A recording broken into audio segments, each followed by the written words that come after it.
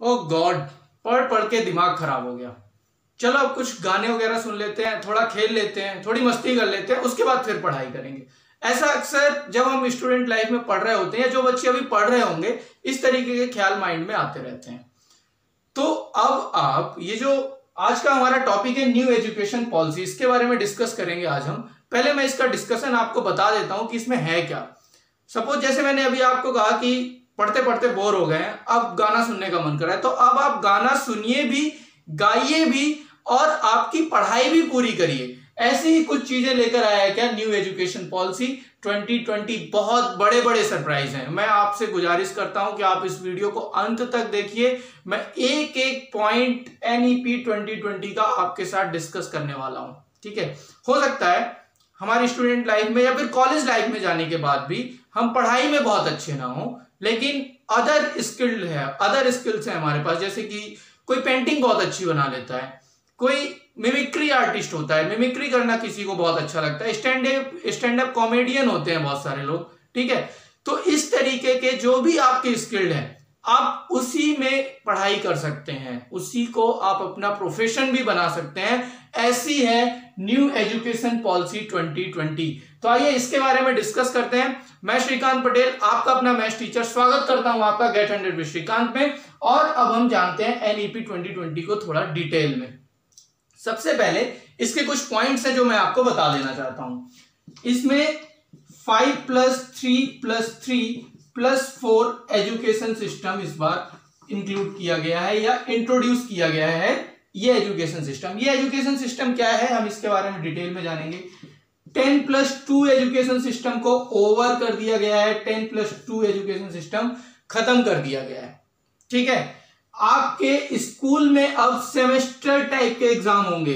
College के बच्चे तो सेमेस्टर एग्जाम्स को समझते होंगे, बट अब स्कूल में भी सेमेस्टर एग्जाम्स को इंट्रोड्यूस किया गया है।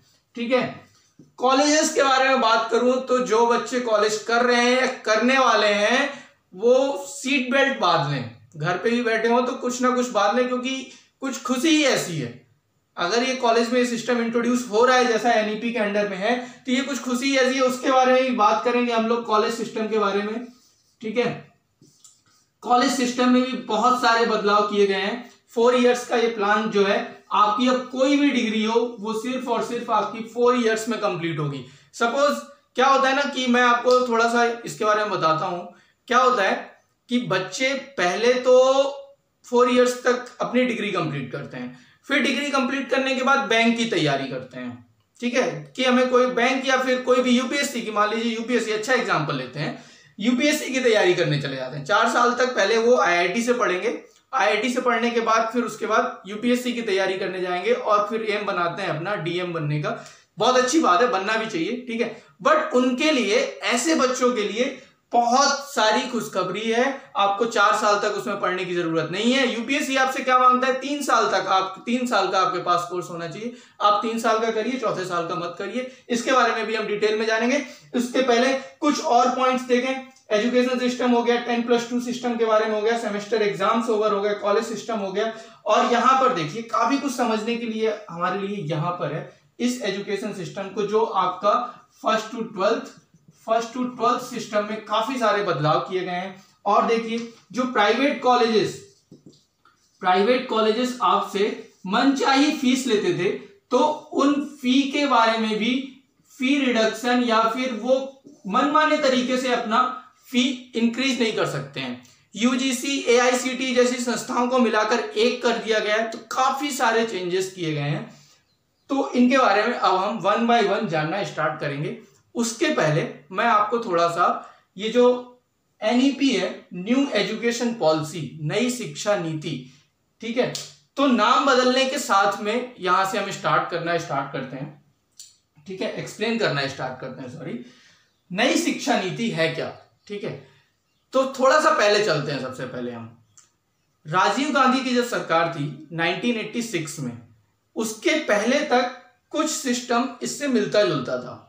ठीक है, सबसे पहले तो ये जो एचआरडी मिनिस्ट्री है, एचआरडी मिनिस्ट्री, ठीक है, एचआरडी मिनिस्ट्री का नाम बदलकर एचआरडी मिनिस्ट्री, मानव संसाधन मंत्रालय, इसका नाम बदलकर अब एजुकेशन मिनिस्ट्री कर दिया गया है। वो राजीव गांधी के नाम से मुझे याद आया, ये क्या कर दिया गया है, एजुकेशन मिनिस्ट्री कर दिया गया है। ठीक है, 1986 के पहले तक ये एजुकेशन मिनिस्ट्री था।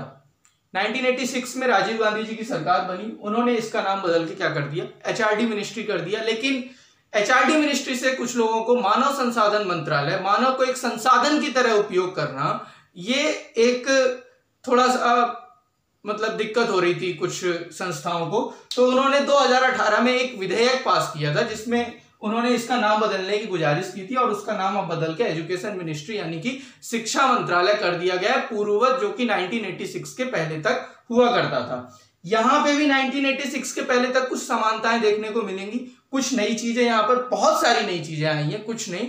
उसके पहले तक था 1986 में 10+2 सिस्टम आया था, एजुकेशन सिस्टम, और कुछ 1992 में पीवी नरसिम्हा राव की सरकार में कुछ ना कुछ उसमें चेंजेस किए गए थे थोड़े बहुत, और तब से लेके अभी तक यही चल रहा था। लेकिन अब आते हैं हम लोग 2014 में, जब से श्री नरेंद्र मोदी जी की सरकार बनी और इन्होंने 2014 में सरकार बनाने के साथ में ही शिक्षा नीति में बदलाव करने के प्रयास करना शुरू कर दिए थे। ये कोई अचानक से चीज कल नहीं आई है, कल नरेंद्र मोदी जी के ट्वीट करते ही सारे शिक्षा जगत में एक नई उमंग, नई आशा जाग गई है। ठीक है, बट उसके लिए ये गवर्नमेंट 2014 से प्रयासरत है। मैं आपको बताता हूं कैसे।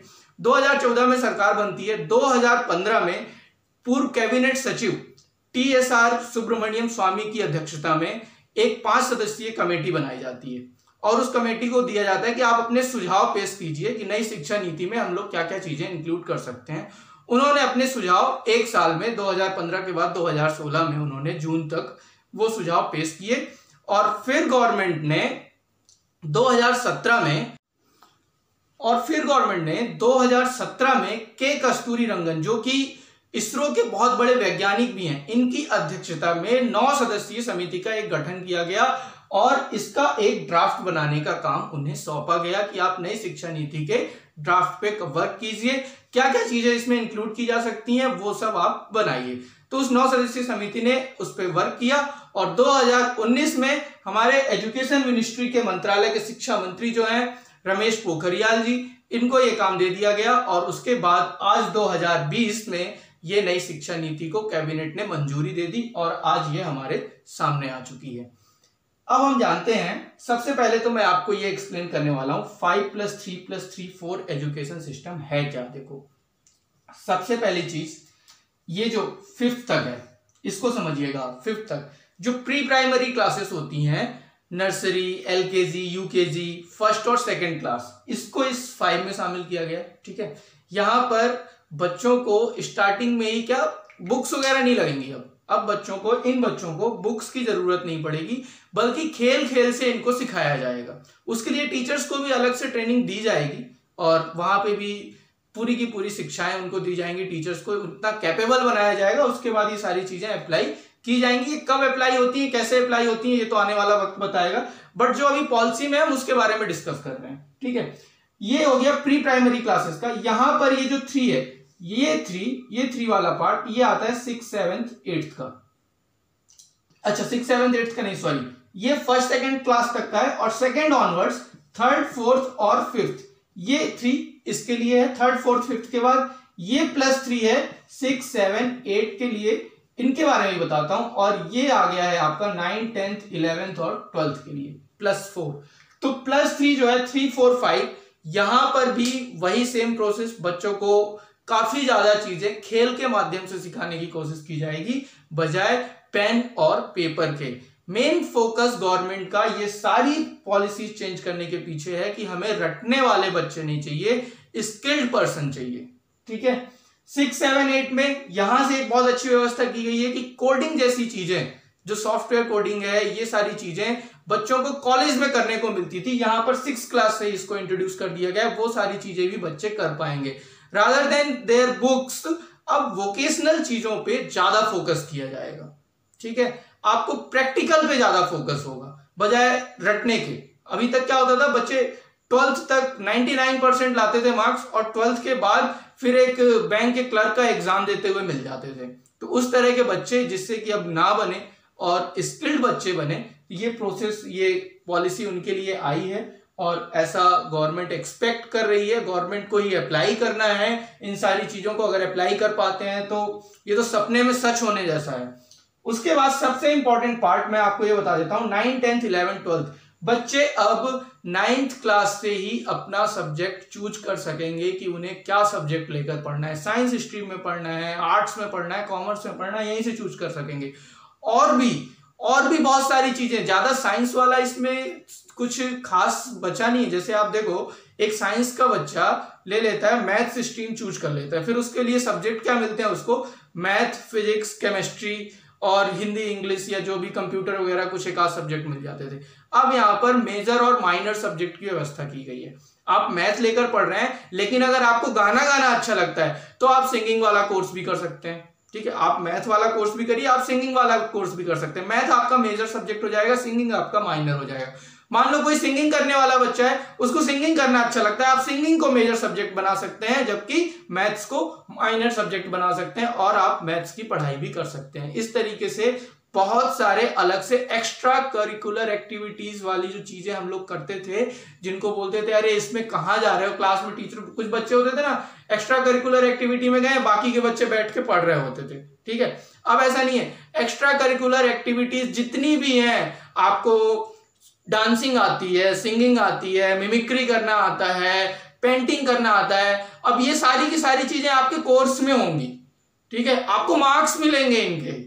कितनी सुनने में कितना अच्छा लग रहा है। जब ये अप्लाई हो जाएगा तो सोचो कितना अच्छा होगा। पूरा का पूरा एजुकेशन सिस्टम अगर इस तरह से, जो कि काफी सालों से हो जाना चाहिए बट अभी भी हो रहा है, तो बहुत अच्छी चीज है। मैं तो मतलब क्या बताऊं, अपने एक्सप्रेशंस बता नहीं पा रहा हूं मैं अच्छे ढंग से, लेकिन आपके पास अब ये चांस है। अगर आप स्कूल में पढ़ रहे हैं, कॉलेज में पढ़ रहे हैं, तो आपके पास ये चांस है कि अब आप अपने फ्यूचर को बहुत अच्छे तरीके से उसको बना सकते हैं, उस पर वर्क कर सकते हैं। तो ये +4 एजुकेशन सिस्टम के बारे में मैंने आपको समझा दिया। आप कोई भी कोर्स, कोई भी सब्जेक्ट चूज कर सकते हैं। बायो लेकर पढ़ रहे हैं आप, मैथ्स भी बच्चे चूज कर लेते थे अदर सब्जेक्ट्स में, ठीक बात है, बट आप बायो लेकर पढ़ रहे हैं, ठीक है, बायो तो पढ़ ही रहे हैं, आप अदर से एक डांसिंग का सब्जेक्ट भी ले लीजिए, आपको उसके भी मार्क्स मिलेंगे। ठीक है, उस पे भी आपको मतलब अब आप डिग्री मिलेगी आपको उस पे। कितनी अच्छी चीज है ये, पहले अभी तक ऐसा तो था नहीं। ठीक है, और 10+2 ये जो सिस्टम था, 10+2 सिस्टम, ये ओवर कर दिया गया है। ये नया एजुकेशन सिस्टम इंट्रोड्यूस किया गया है। सेमेस्टर एग्जाम होंगे। देखिए सबसे इंपॉर्टेंट क्या है, अभी तक हमारे हाफ ईयरली एग्जाम होते थे, क्वार्टरली एग्जाम होते थे, फिर उसके बाद एक फाइनल एग्जाम होता था जिसमें फिर से सारा सिलेबस आता था और फिर से एग्जाम। अब कॉलेज के बेस पे सेमेस्टर एग्जाम कर दिया है, क्रेडिट बेस्ड एग्जाम कर दिए गए हैं। हर एक सब्जेक्ट के क्रेडिट होंगे। स्कूल के बच्चे क्रेडिट से इंट्रोड्यूस नहीं होंगे, हर एक सब्जेक्ट का क्रेडिट दिया जाएगा और आपको उतने क्रेडिट का वो एग्जाम देंगे, क्लियर कर देंगे सेमेस्टर में। जैसे क्या, एक सेमेस्टर से दूसरे सेमेस्टर में जाने के लिए कुछ आपको प्रीवियस सेमेस्टर के credits, minimum number of credits आपके आने चाहिए, तब जाके आप सेकंड सेमेस्टर में जाते थे। उसी तरह का सिस्टम यहाँ पे कर दिया गया है। 6 मंथ्स में, मतलब एवरी 6 मंथ्स में आपके एग्जाम होंगे, आप आगे के लिए प्रमोट हो जाएंगे। और देखिए कॉलेज सिस्टम पे अगर आते हैं, कॉलेज सिस्टम से ही सेमेस्टर सिस्टम यहाँ पे स्कूल में भी अप्लाई कर दिया गया है। बोर्ड एग्जाम्स के बारे में, मतलब इतनी सारी चीजें मैं याद करने की कोशिश कर रहा हूं कि कहीं कुछ छूट ना जाए।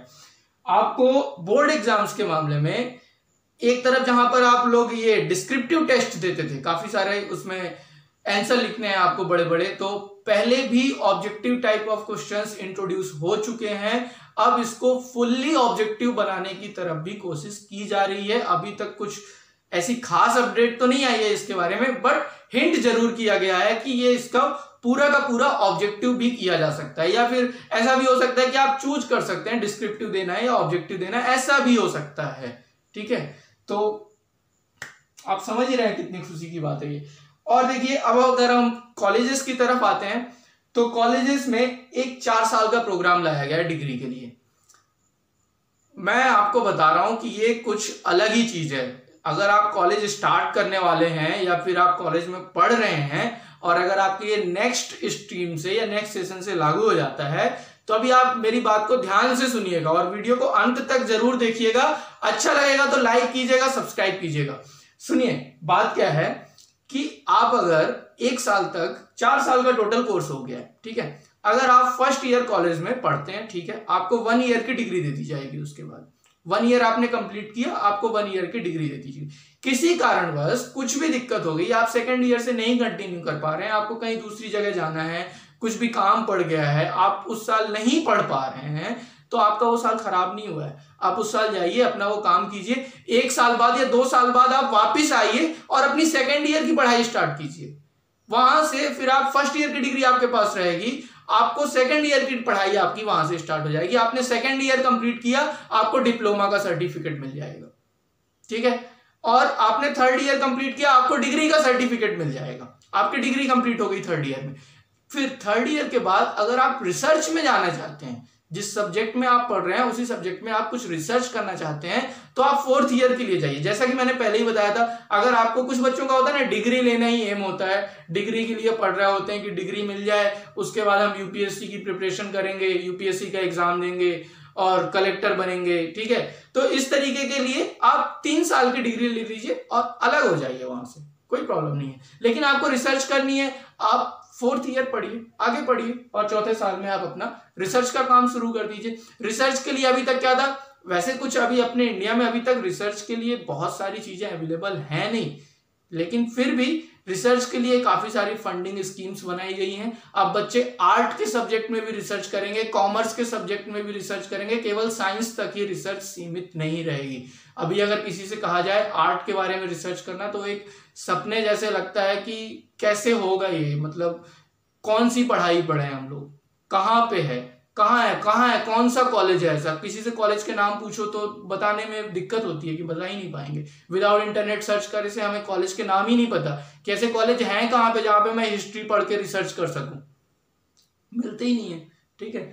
तो ये सारी चीजें भी अब पॉसिबल हो पाएंगी, ठीक है। और दूसरी तरफ प्राइवेट कॉलेजेस की तरफ में अब यूजीसी, एआईसीटी, इन सारी संस्थाओं को मिलाकर एक कर दिया गया। ऐसा होता था कि एक डीम्ड यूनिवर्सिटी के अंडर में काफी सारे कॉलेज चलते थे और फिर वो यूनिवर्सिटी एग्जाम कराती थी, अपने मन चाहे ढंग से फीस वगैरह लेते थे वो लोग, तो उन पे भी कैप लगाई जाएगी। वो अब मन चाहे ढंग से फीस नहीं ले पाएंगे, ठीक है। कितनी भी फीस बढ़ा देते थे रिसर्च वर्क के नाम पे, फिर वो चाहे कुछ भी चल रहा हो, तो उन चीजों पे भी रोक लगाई जाएगी। और अब हर एक कॉलेज अपना एग्जाम खुद करा सकेगा डायरेक्टली, तो वो एक कॉलेजेस के लिए ही बहुत अच्छी बात है और स्टूडेंट्स के लिए भी बहुत अच्छी बात है। तो देखिए बहुत सारी चीजें न्यू एजुकेशन पॉलिसी में इंट्रोड्यूस हुई हैं और एक तरीके से सारा का सारा सिलेबस चेंज होने वाला है, सब कुछ बदलने वाला है। तो ये तो था न्यू एजुकेशन पॉलिसी 2020 के बारे में।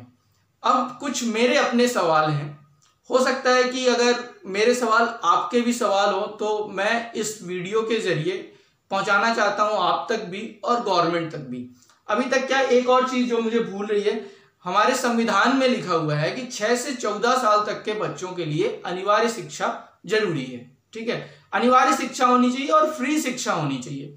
तो फ्री एजुकेशन के नाम पे हमारे देश में गवर्नमेंट स्कूल्स खुले हुए हैं और इन गवर्नमेंट स्कूलों की शिक्षा नीति अभी कितनी दुरुस्त है ये तो मुझे कुछ बताने की जरूरत नहीं है, आप सब अच्छे से समझ रहे हैं कि ना तो वहां पर अभी अच्छा इंफ्रास्ट्रक्चर है, टीचर्स की बहुत ज्यादा कमी है, ठीक है। जो टीचर्स हैं भी वो रिजर्वेशन का यूज करके बैठे हुए हैं, अच्छी मोटी मोटी पगार ले रहे हैं, लेकिन पढ़ाई के नाम पे आए दिन ऐसे वीडियोस आते रहते हैं कि किसी कोई नेचर को नटूरे बोल रहा होता है, फ्यूचर को फटूरे बोल रहा होता है। इस तरीके के टीचर्स हमें गवर्नमेंट स्कूल में मिलते हैं, है ना।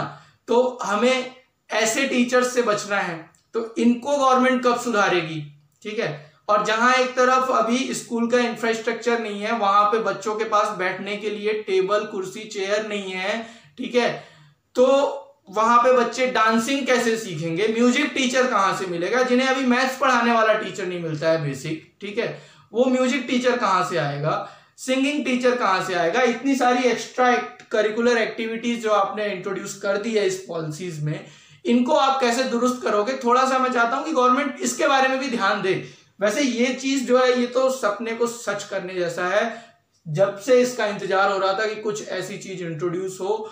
थैंकफुल टू मोदी गवर्नमेंट कि ऐसी चीज आई है, बट मेरे सवालों पे आप जरूर ध्यान दीजिएगा। 6 से 14 साल तक के बच्चों जो थे ना, इनको फ्री शिक्षा थी, उसको गवर्नमेंट ने बढ़ा के 18 साल तक कर दिया गया कि सबके लिए फ्री शिक्षा है और अनिवार्य शिक्षा है। और फ्री शिक्षा कैसे दी जा रही है इस पर भी गवर्नमेंट को थोड़ा सा विचार करना चाहिए। इन सारी चीजों को अप्लाई किस तरीके से होगा, कैसे अप्लाई होगा, इसके बारे में भी सोचना चाहिए। हमारे यहाँ के स्कूलों के इंफ्रास्ट्रक्चर को, वहाँ की टीचिंग क्वालिटीज को भी इम्प्रूव करने की इससे कहीं ज्यादा जरूरत पहले वहां पर है। कहीं ऐसा ना हो कि जैसे अभी तक ये सब पेपर वर्क होके रह गया था, तो ये भी कहीं पेपर वर्क होके ना रह जाए और इतनी सारी चीजें बस कहीं हमारे नेताओं की जेब भरने के काम में ना आ जाए केवल, क्योंकि आज तक यही होता है। नहीं भी होता है तो भी ऐसे चीजें तो हम लोग तो बोलेंगे ही ना। क्यों नहीं बोलेंगे? क्योंकि हम आए दिन यही देखते हैं। आप किसी भी शहर में चले जाइए, कोई भी आपको 1 या 2 गवर्नमेंट स्कूल आपको अच्छे मिल जाएंगे जहां पर पढ़ाई हो रही हो, वो भी रिसेंट में खुले होंगे। उसके पहले वाले, अगर आप सिटी की बात कर रहा हूं मैं, अगर आप गांव या कस्बों की तरफ जाना शुरू करेंगे ना, तो आपको स्कूल देख के आपको रोना आ जाएगा कि ये कैसा स्कूल है, यहाँ पर कौन से टीचर पढ़ाते हैं। क्लासरूम में आप अंदर जाएंगे तो आपको टीचर सोते हुए मिलेंगे। आए दिन हमारे मीडिया के रिपोर्टर लोग ऐसा काम करते रहते हैं और सच्चाई सामने लाते रहते हैं। तो मेरी गवर्नमेंट से गुजारिश है कि इस पर भी थोड़ा ध्यान दें, और ये जो नई शिक्षा नीति लाए हैं, इसका ड्राफ्ट बनाया है आपने, इस पर इतनी मेहनत की है, इसको जरूर अप्लाई करें। जय हिंद, जय भारत।